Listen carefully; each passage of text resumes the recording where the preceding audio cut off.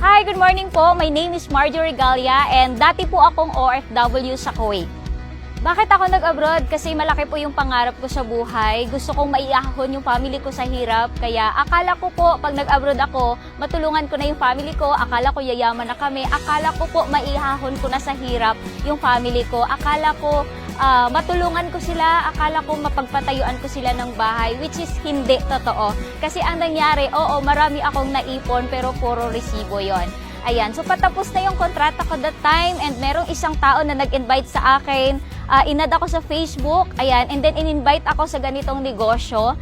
Ayan, so sobrang thankful ako yung nag-invite sa akin. Thank you po, Upline Genevieve Tarobalies. Ayan, may duda, normal, kasi hindi ko po kilala yung nag-invite sa akin.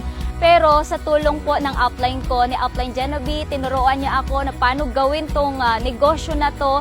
And sa tulong din po ng UEI system, ginawa ko po itong negosyo na to. Sinabay ko po sa work ko kahit na sobrang busy ko po sa trabaho ko. Sinabay ko lang talaga siya part-time.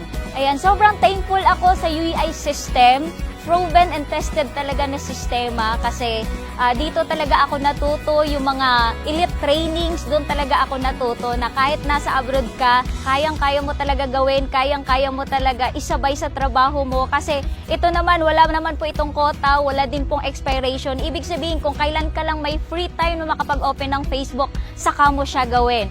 Ayan, so after 2 years and 6 months ako sa ibang bansa at sinabay itong negosyo na ginagawa, umuwi ako dito and nakita ko talaga, nakapag-training ako na pwede naman pala gawin tong full-time at hindi ko na kailangan bumalik ng ibang bansa.